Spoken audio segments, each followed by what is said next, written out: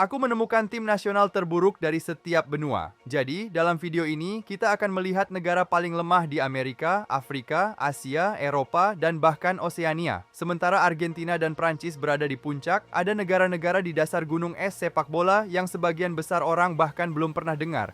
Jadi mari kita mulai dengan benua pertama, Amerika Selatan. Dan di sini kita menemukan sebuah tim yang lebih kuat dibandingkan tim-tim lain yang akan kita lihat nanti. Bolivia. Bolivia adalah tim nasional terburuk di Amerika Selatan. Dan itu terbukti ketika pada edisi terakhir Copa America, mereka benar-benar kalah di semua pertandingan. Mereka berada di grup yang sama dengan Argentina dan kalah di keempat laga. Hanya mencetak 2 gol dan kebobolan 8. Bolivia jauh lebih buruk daripada Venezuela. Mereka bahkan kalah 4-1 dari Venezuela. Dan saat ini berada di peringkat ke-85 ranking FIFA. Jadi sekarang mari kita lanjut ke salah satu benua terbesar di bumi, Afrika. Setelah Afrika, kita akan melihat tim nasional terburuk di Asia, Oseania, Amerika Tengah, Amerika Utara, dan akhirnya Eropa. Seiring berjalannya video, tim-tim nasionalnya akan semakin buruk dengan yang paling mengerikan muncul di bagian akhir. Dan di Afrika, ada tim-tim kuat seperti Mesir milik Salah, Maroko, Senegal milik Mane, dan banyak lainnya. Namun, ada juga tim-tim yang sangat buruk. Dan yang terburuk berasal dari negara yang begitu kecil hingga kebanyakan orang bahkan tidak tahu negara itu ada. Ini adalah sebuah negara Afrika yang terdiri dari banyak pulau, dengan luas wilayah 3 kali lebih kecil dari Greater London. Dan percaya atau tidak, mereka punya tim nasional yang diakui FIFA. Namun meskipun negaranya indah, sepak bolanya tidak. Di kualifikasi Piala Dunia 2022, negara ini tersingkir di babak pertama oleh Rwanda dengan agregat 10-0. Percaya deh, melawan Rwanda. Inilah tim nasional Seychelles. Dan untuk Piala Dunia 2026, sepertinya mereka benar-benar hampir tidak punya peluang. Di 2 laga kualifikasi pertama, mereka kebobolan 14 gol. Iya, mereka kalah 9-0 dari Pantai Gading dan 5-0 dari Kenya. 2 pertandingan, 14 gol bersarang. Parahnya lagi, dalam 10 pertandingan terakhir jika dihitung dari semua kompetisi, Seychelles hanya mencetak 3 gol dan kebobolan 27. Jadi mereka adalah tim terburuk di Afrika dan berada di peringkat ke-199 dunia. Namun, akan ada tim yang jauh lebih buruk lagi di video ini. Tim-tim yang sudah bertahun-tahun tidak pernah menang dan bahkan berada di bawah Seychelles dalam ranking internasional. Sekarang mari kita lanjut ke benua ketiga dan yang terbesar dari semuanya, Asia. Asia benar-benar membuatku terkesima. Benuanya membentang dari gurun Arab Saudi hingga kota-kota padat di India, serta negara-negara seperti Jepang dan Korea. Dan ada negara-negara yang bermain bagus, seperti Jepang yang mengalahkan Jerman dan Spanyol di Piala Dunia terakhir. Namun, tim terburuk di Asia berasal dari sebuah negara dengan 22 juta penduduk. Tapi meskipun memiliki lebih dari 20 juta orang, mereka tidak bisa menemukan 11 pemain yang bermain bagus. Lihat ini, di kualifikasi Piala Asia, mereka hanya menang 1 pertandingan dan kalah 9. Mereka bermain di 2 grup, 1 kebobolan 23 gol dalam 6 pertandingan, dan yang lain kebobolan 6 gol dalam 3 pertandingan. Dan satu-satunya pertandingan yang mereka menangkan, bahkan bukan karena kemampuan mereka sendiri.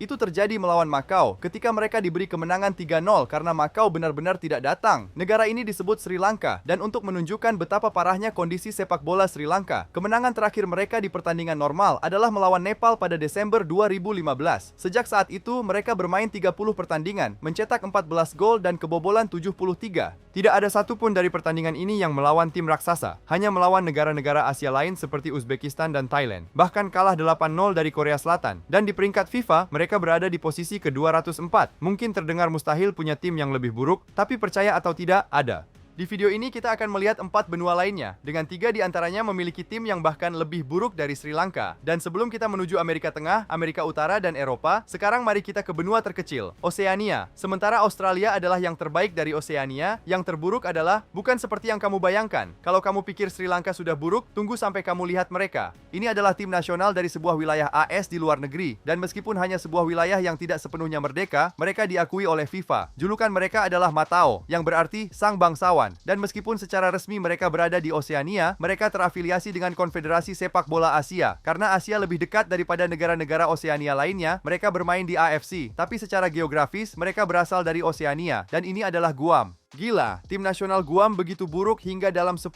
pertandingan terakhir hanya mencetak 4 gol dan kebobolan. Tebak berapa? 33. Bahkan Cina, yang tidak terlalu kuat, berhasil mengalahkan mereka 7-0 2 kali. Lihat ukuran stadion mereka, benar-benar kecil. Tapi pada tahun 2005, Guam mengejutkan semua orang, membuat salah satu penampilan terburuk dalam sejarah sepak bola. Itu terjadi ketika mereka ikut serta dalam turnamen bernama Kejuaraan Sepak Bola Asia Timur dan dimasukkan ke dalam grup dengan tim-tim seperti Korea Utara, Hong Kong, Taiwan, dan Mongolia. Bukan seperti sepak bola level tinggi kan? Tapi dalam 4 pertandingan ini, hasilnya benar-benar tidak masuk akal. Mereka kalah 4-1 dari Mongolia, 9-0 dari Taiwan, 15-0 melawan Hong Kong, dan ketika menghadapi Korea Utara, hasilnya 21-0. Iya, 21-0. 21-0, hampir 1 gol setiap 5 menit. Gimana mungkin bisa terjadi seperti itu? Jadi dalam 4 pertandingan, mereka hanya mencetak 1 gol dan kebobolan 49 gol. Sungguh gila. Dan sejak saat itu, mereka tidak banyak berkembang, berada di peringkat ke-205 FIFA. Jadi sekarang mari kita melintasi sisi lain dunia, dan karena kita sudah membahas Amerika Selatan, saatnya melihat tim terburuk di Amerika Tengah. Amerika Tengah adalah wilayah yang berfungsi sebagai jembatan antara Amerika Selatan dan Amerika Utara. Dan sekarang kita menuju wilayah luar negeri lain, tapi kali ini milik Inggris. Dan ini adalah wilayah yang mungkin belum pernah kamu dengar. Aku akan terkejut kalau kamu pernah tahu. Mereka berada di Karibia dengan populasi hanya 15.000 orang. Gila, hanya satu borough di London punya populasi lebih dari 10 kali lipatnya. Tapi meskipun kecil, asosiasi sepak bola mereka terafiliasi dengan FIFA. Dan kalau kamu pikir Guam sudah buruk, ya, negara ini lebih parah. Dengan populasi 15.000, kamu tidak bisa mengharapkan banyak, tapi bahkan melawan pulau-pulau tetangga, mereka mengalami kekalahan telak. Dalam setahun terakhir, mereka bermain melawan Saint Martin dan Bonaire, 2 pulau kecil, dan hasilnya sangat bencana. Dalam 2 pertandingan, melawan Bonaire mereka kalah 5-0 secara agregat, dan melawan Saint Martin kalah 6-0 di kandang dan 8-0 tandang. Total 14-0 secara agregat, dan tim horor ini disebut Anguilla. Untuk memberi gambaran, tim-tim nasional yang mengalahkan Anguilla saja bahkan tidak semuanya terafiliasi dengan FIFA. Dan di kualifikasi Piala Dunia, Anguilla bahkan kalah 13-0 dari Panama. Investasi mereka di sepak bola sangat rendah, sampai stadion utama mereka terlihat seperti itu. Jadi selain menjadi tim terburuk di Amerika Tengah, mereka juga menjadi yang kedua terburuk di dunia, berada di peringkat ke-209.